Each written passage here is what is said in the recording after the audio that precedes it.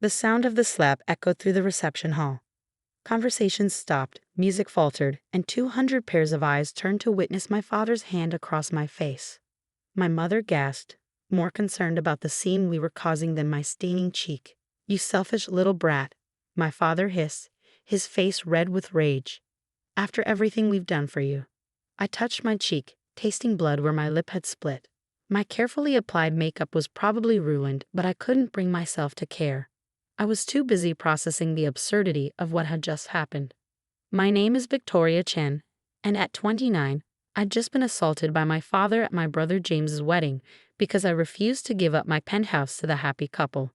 James and Anna need a proper home to start their family, my mother had insisted minutes earlier, cornering me by the dessert table. "Your penthouse is perfect, and you're just one person. Be reasonable, Victoria." The penthouse they wanted me to give up was my pride and joy.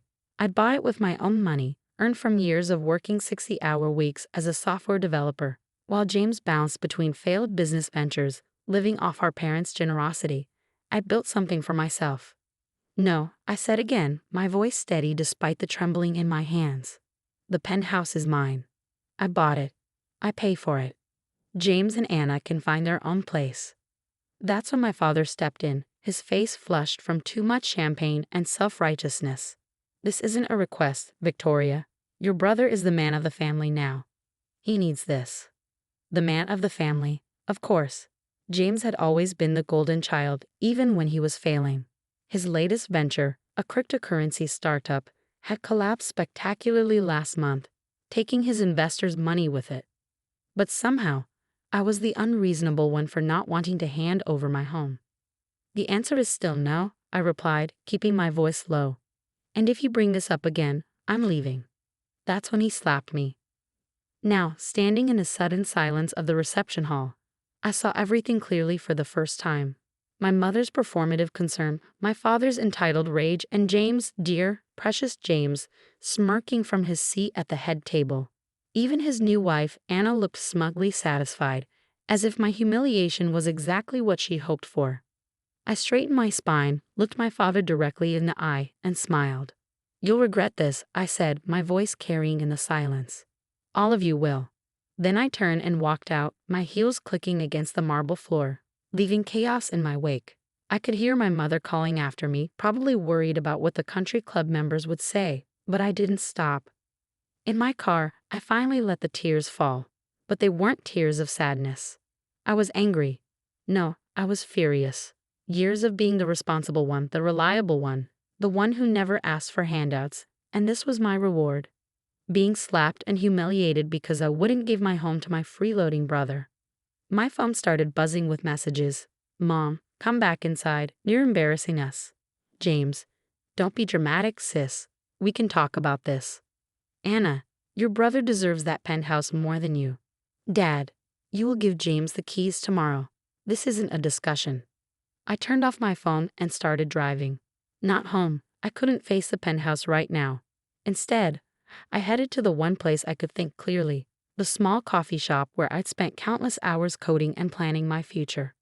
The barista Mike took one look at my face and brought over my usual order without asking. "Bad day?" "My father slapped me at my brother's wedding because I wouldn't give them my penthouse," I said, surprising myself with how calm I sounded. Mike's eyes widened. "Your penthouse? The one you worked 3 years of overtime to buy?" I nodded, sipping my coffee. Apparently, my brother needs it more than I do. He's the man of the family, after all. "That's insane," Mike said, sliding a chocolate muffin across the table. "On the house. You look like you need it." As I sat there, watching the sunset through the cafe window, a plan started forming in my mind. My family thought they could bully me into submission. They thought I'd roll over and give up everything I'd worked for. They had no idea what I was capable of. I pulled out my laptop and started typing. First, emails to my lawyer and financial advisor. Then, a series of code commits to my private GitHub repository. Finally, a call to my real estate agent. "Remember that oceanfront property we discussed?" I asked when she answered. "I'm ready to make an offer." By the time I finished my coffee, the foundation of my revenge was laid. My family wanted to take my home. Let them try. But they were about to learn that the quiet, accommodating daughter they took for granted had disappeared the moment my father's hand met my cheek. This was war, and I intended to win. The next morning, my parents showed up at my penthouse unannounced. My father stormed past the doorman, who'd already called to warn me they were coming. I met them at my door, dressed for success in my best power suit, laptop in hand. "Where are you going?" my mother demanded as I locked my door. "We need to talk about what happened." "Work," I replied simply, walking past them toward the elevator. "Some of us actually have jobs." "Don't you dare take that tone," my father growled, grabbing my arm. "After your behavior yesterday." I yanked my arm away, my voice ice cold. "Touch me again, and I'll have security escort you out." And yes, I have video of yesterday's assault. The country club's cameras caught everything. That stopped them both short. My mother's face paled. "You wouldn't?" "Try me." The elevator arrived and I stepped in.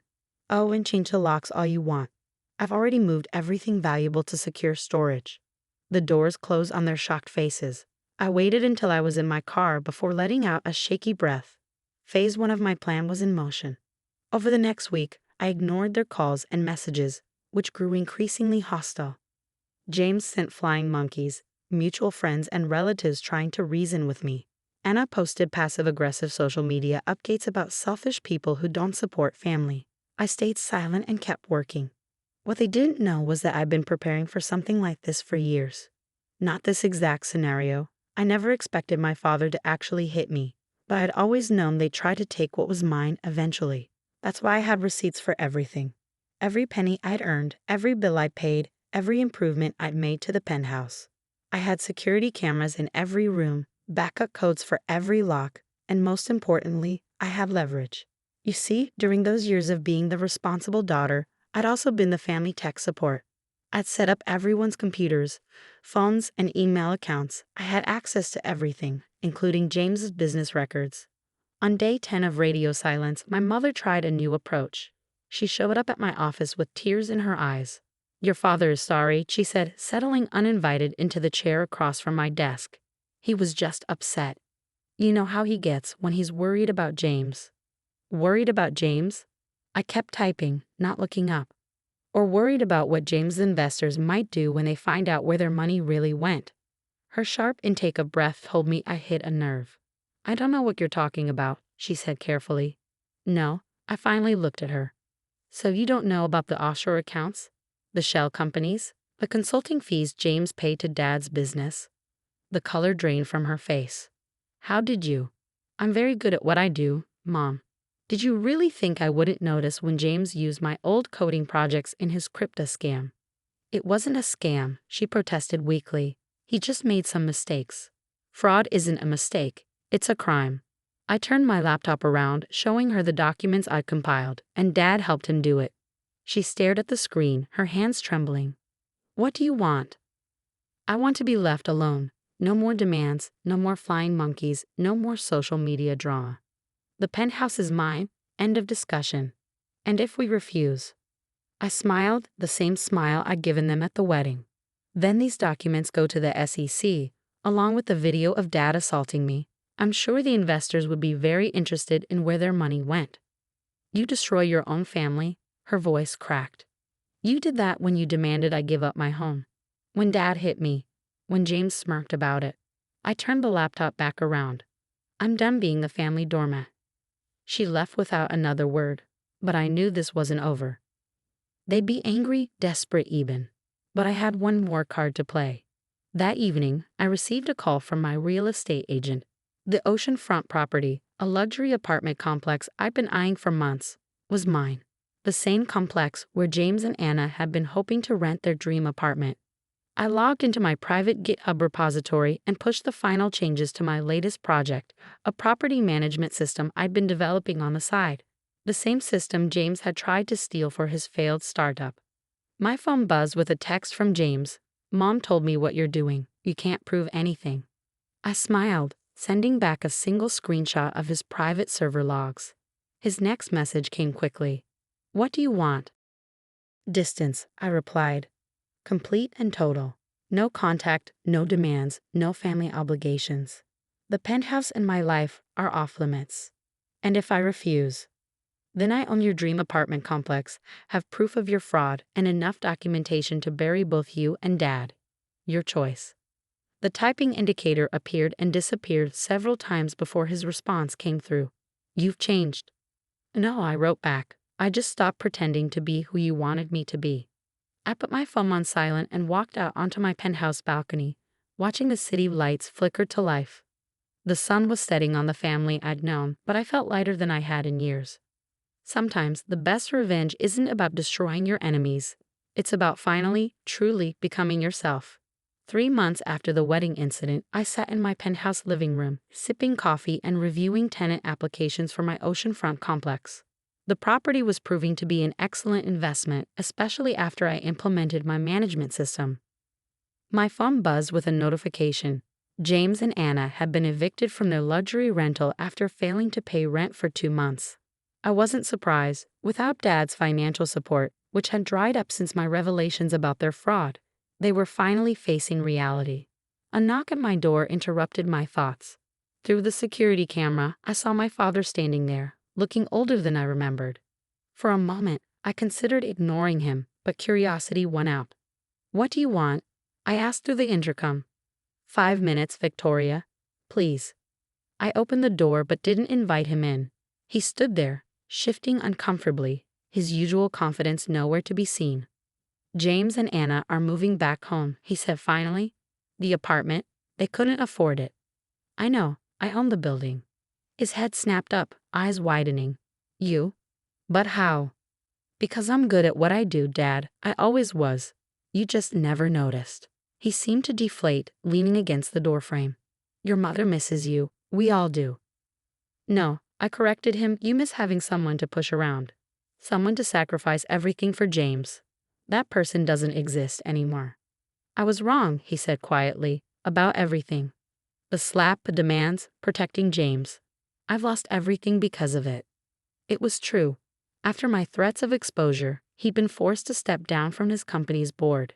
His reputation in the business community was in tatters, though I'd never actually released the documents. The threat had been enough. You haven't lost everything, I said. You still have your golden child. Isn't that what matters? Victoria, please. We're family. Family? I laughed. Family doesn't demand someone give up their home. Family doesn't hit you in public. Family doesn't smirk while watching it happen. He flinched at each point, but I wasn't done. You know what I realized after the wedding? I've never needed any of you. Every success I've had, every achievement was in spite of you, not because of you. I know, he whispered. I know that now. I studied him. This man who'd loomed so large in my life, who'd seemed so powerful and intimidating. Now he just looked small. 5 minutes are up, I said, starting to close the door. Wait. He reached into his jacket and pulled out an envelope. Your mother wanted you to have this. It's an invitation to her birthday dinner next week. We would really like you to come. I took the envelope but didn't open it. I'll think about it. After he left, I sat on my balcony, turning the invitation over in my hands. Part of me wanted to throw it away, to maintain the distance I'd worked so hard to establish. But another part, a stronger part, knew that true victory wasn't in perpetual estrangement. It was in having the power to choose my own terms. The following week, I did attend my mother's birthday dinner. I arrived late and left early, speaking little but observing much. James and Anna sat in sullen silence, their designer clothes replaced by department store brands. My father stayed sober, watching his words carefully. My mother tried too hard, her smile brittle with anxiety. They were all walking on eggshells, afraid of the power I now held. But I had no interest in wielding it like a weapon. Instead, I used it as a shield, protecting the life I'd built for myself. Over the following months, a new family dynamic emerged. They learned to respect my boundaries, to accept that I wouldn't be their safety net anymore. James and Anna found modest jobs and a small apartment they could actually afford. My father stayed involved but distant, sending occasional emails about business opportunities he thought might interest me. My mother took longer to adjust, still trying to play peacemaker, still hoping for the daughter she'd always wanted me to be. But eventually, she too learned to accept the woman I actually was. 1 year after the wedding, I hosted a small dinner party in my penthouse. Not for family, but for the people who truly supported me. Mike from the coffee shop, who'd given me space to plan my revenge over countless cups of coffee. My real estate agent, who'd helped me secure my newest investment. My lawyer, who'd protected my interests without question. As we enjoyed dinner on my balcony, watching the sunset paint the city in gold, Mike raised his glass. To Victoria, he said, who turned a slap into an empire. I smiled, thinking about how that moment of public humiliation had led to this, not just financial success, but true independence. The ability to set boundaries, to demand respect, to live life on my own terms. Sometimes the best revenge isn't about getting even. It's about getting better, stronger, wiser. And sometimes it's about learning that the family you choose can be more valuable than the family you're born into. I raised my glass to join the toast, finally at peace with all of it. The slap, the demands, the aftermath. They had tried to take my home, but instead they'd given me my freedom. And that was worth more than any penthouse.